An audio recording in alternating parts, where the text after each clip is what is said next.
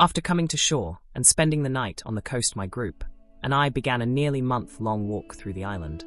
It was pretty uneventful. No monsters, no dangers beyond whatever pathogens lurk in this humid air and what beasts dwell in the underbrush that avoided us. It was the 10th day that was the most eventful, as we saw a small ship crash from the sky, smoke and flames rising from mountains. We looked at each other and decided to investigate. After an hour of climbing stone, something not hard for me, but challenging for my allies. I wonder what kind of ship it is. What parts do you think it has? I asked Memoria, my eyes glowing green with excitement. Abralic, someone's either injured or dead, and you're thinking about parts that are probably burnt and broken. Stell judged from behind. Someone has to repurpose materials. I'll gauge the quality of the materials. I can work with a lot of stuff your kind seems to not want to. Okay, Abralic. You're new here, so let me tell you. Taking things from dead people or from ruins is bad, or at least not a good look. Lobbit said. Why? It's disrespectful. Stell answered. Why? I asked again, my eyes yellow from confusion. Shut up, you guys were here. Reacher said. The shipwreck was still smoldering. The odor of burning metal and hydrogen filled the air. Large fragments of the ship littered the area, a wing to the side, the nose to our side, but I was surprised as I stepped in some yellow liquid. Memoria scanned the quality of the ship fragments. I commanded as she left, and began scanning the parts in white light. Is this piss? Reacher asked. I don't know. If so, that's a lot of piss. Lobbit added. Stop it, you guys, said Stell. I noticed the scent of iron along with some other unknown scent in the yellow substance, so I surmised that it was blood and kept following the trail. At the end of the trail was a small boy. His skin was shiny like silver. What I thought was some automaton was actually breathing, albeit barely.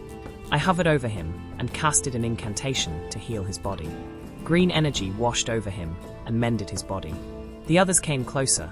The boy opened his eyes and quickly shuffled away from me, picked up what looked like a baton until it extended and revealed a glowing blue axe made of hard light. Whoa, whoa, relax kid, we mean you no harm. Stell assured. Yeah kid, it's fine. Lobbit added. Memoria came back and told me. Wreckage is unsalvageable even by our standards. Damn it, I said. The boy dropped his axe, held his head in his knees, and began weeping. I was unsure on what to do and really uncomfortable. What's the protocol here? Do we hug? I asked. Stell tapped me on my lower arm and gave me a side eye. That won't be necessary, the boy said. It's just that my ship is destroyed. Now I'm stranded here. You can come with us, Stell suggested. We're on our way to Cliffage. Can you walk? I asked as I pulled out a sack that used to have food inside. If not, I can carry you in this. Thanks for the offer, but that won't be necessary. I can walk fine. Okay, we have a new friend named What's your name, kid? Stell asked. Talos. Okay, Talos, nice to meet you. Stell greeted. I'm Stell, the rabbit is Lobbit, the mantis is Reacher, and the one with the drone is Abralic. With our new companion, we've continued on our trip to Cliffage. On the 15th day, we came across ruined stone walls in the jungle. Vines and moss grew on the rock. As we continued through, what lay beyond was the ruins of a temple. The walls had long since crumbled. Large piles of boulders lined what was supposed to be corners. Numerous short skeletons littered the ruins, though whatever species they were puzzled me. What was this place? I asked. It seems like a temple to dragons. Talos surmised. Dragons? I asked. Oh right, you're new to this world, Lobbit said as he took a drink from a flask. Dragons are colossal evil lizards that will destroy everything you have built because they think they're better than all of us. That's the abridged version, but not all dragons are monsters, Talos corrected. However, I wouldn't trust everyone I come across. This was clearly where kobolds rebelled against them. Kobolds? I guess that's what these guys are. Let me guess, these kobolds were supposed to be a slave species, but got tired of being tools for the dragons. I surmised. That's pretty much the core of the issue, Talos answered. My antennas picked up some vibrations to the left, and as I turned around, something small ran off through the underbrush. Probably another kobold. Let's keep going.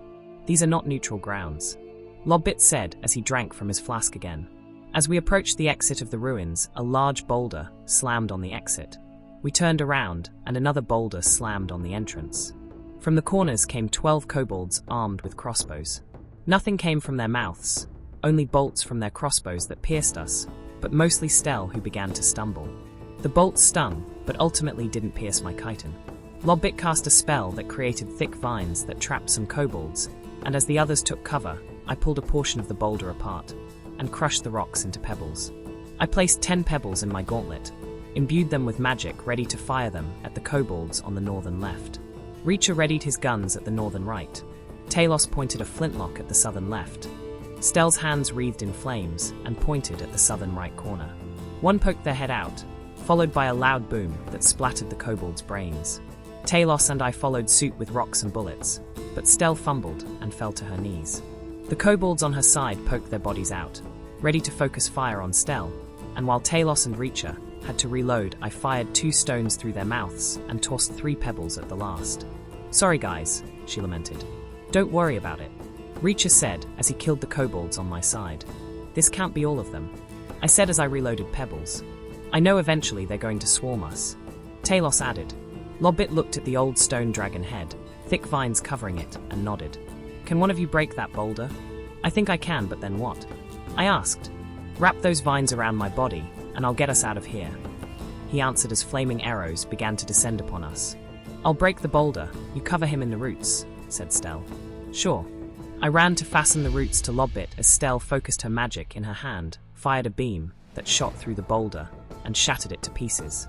Lobbit spoke an incantation, and his entire body changed form. No longer a small man with white fur, now a large beast with brown fur and sharp claws. He nodded to the dragon head, and we all got on. In his new form, he had the strength and speed to blitz us away from the kobold ambush. The arrows barely got us as we moved at high speed and continued for miles. Once Lobbit had ran for 2 hours straight, his form returned in a flash of prismatic light. The roots burst along with the dragon head. "That was strange, what was that?" I asked. "Shapeshifting. I can turn into animals only for a time, and it leaves me tired." Lobbit tried to reach for his flask, but his fatigued arm merely wiggled pathetically, but Reacher gave him his flask. "Thanks Lobbit, you really saved us," Talos thanked. "It's no problem. I just hope I got us far enough for decent rest." "We'll probably be fine," said Stell.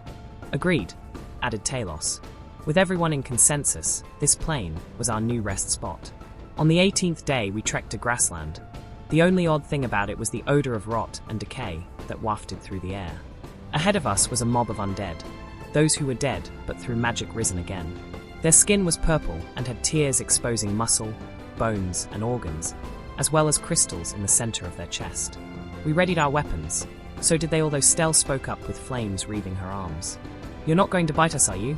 she asked. One of them, a much smaller undead with an axe on her shoulder and a hole in her skull, spoke. "This doesn't have to go this way. We are just passing through trying to get to safety ourselves." "They speak," I said, flabbergasted. "It is possible for the undead to speak. We should hear her out." "I'm fine." We all laid down our arms and spoke on the path. "So we used to be part of the Deep Legion. Those bastards murdered us and brought us back, as these horrid husks are only good for labor," Luna explained. "So you're on the run from your captors. What's your plan? Do the city-states of this world accept zombies?" I asked. "If magic can make us into monsters, it can turn us back to our natural forms," Luna explained. "Do you know how to do that spell?" Lobbit asked as he drank from his flask. "Is there really a spell that can undo this?" I asked. "Yes, there is. My family works with various types of magic, so I know there is a spell that can reverse your condition," Talos explained. "Oh, that's good. Being undead is awful." "I don't doubt it. You all smell like shit," said Lobbit. "Lobbit, that's rude." Stell scolded and turned to Luna. "You should come with us. We're going to Cliffage. The likelihood of someone being able to help is high there." "Are there powerful mages in Cliffage?" I asked. "I don't think so," Talos answered. "They'll still be safer there." Stell added, "We'll come along. A barbarian will be a great addition to your group." Once we approached a wooden bridge, the tranquil atmosphere was interrupted by a mob clad in red and black robes, about 20 of them. 10 sprung up from the bushes across, and the rest at our side. "Blood for the blood god," they shouted as they drew their weapons. The cultists at the end of the bridge pulled out crossbows. The ones up to us had knives and swords, their blades serrated and twisted. Our weapons drawn to handle the horde. The backline barraged us with crossbow bolts. Many bounced off my shell, but the others were getting grazed and pierced Luna. But she didn't seem fazed as she ran at the cultists and began cutting into them with her battle axe. Reacher, Stell, and Talos showered the backline with flame bolts and bullets, while I dodged their twisted blades and sprayed boiling venom in their faces. I pierced one through the back with my arm, took their twisted blades, and chucked them at the others at our end. Our blood wouldn't be the only blood split on the ground today. We stood victorious, albeit injured, but it was nothing we couldn't handle. I gathered their weapons and equipment, iron blades curved and twisted to make lethal bleeding, red potions that heal that they never got the chance to use, grey potions that I didn't know the purpose of, crossbows and hundreds of unused bolts. I crossed the bridge back to my group. Luna was pulling bolts from her rotten flesh. Talos covered a wound on his side, bleeding gold. I got their weapons and resources, although I don't know what these grey ones do. I said, I haven't seen a grey potion before. Talos added, they're for us undead, they can nullify our pain and halt our decay. Luna answered, oh, I thought you didn't feel pain considering your condition. I said, we do feel pain, a lot of it. I don't know how to explain it, but souls are made of positive energy. Undead are full of negative energy. They don't mix well and often cause problems in the same medium, said Talos. Oh really? So souls do exist. Interesting. You said they don't mix well. Are there times it perfectly coalesces? Yes, there is, but it takes effort to do. Talos answered. Guys, we can learn about magical forces later. We should go before more of those cultists show up. Stell implored. Understood.